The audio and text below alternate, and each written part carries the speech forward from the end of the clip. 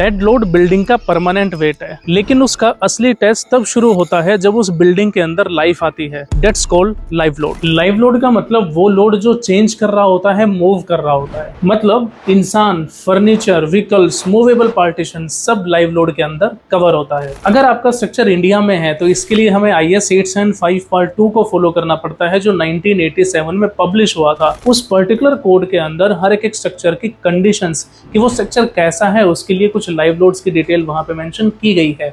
जैसे अगर residential floor है तो उसके लिए हमें लाइव लोड 2 किलो न्यूटन पर मीटर स्क्वायर रखना होता है। अगर ऑफिस बिल्डिंग है तो हम 3 से 4 किलो न्यूटन पर मीटर स्क्वायर लेके चलते हैं। वही अगर हमारे पास बड़े असेंबली हॉल्स हैं, स्टेडियम्स हैं, बड़े डांस फ्लोर हैं, तो उसके लिए 5 किलो न्यूटन पर मीटर या फिर उससे ज्यादा हमें लाइव लोड को कंसिडर करना होता है। रिसर्च कहता है कि जब एक स्टेडियम में एक क्राउड एक रिदम में जंप करता है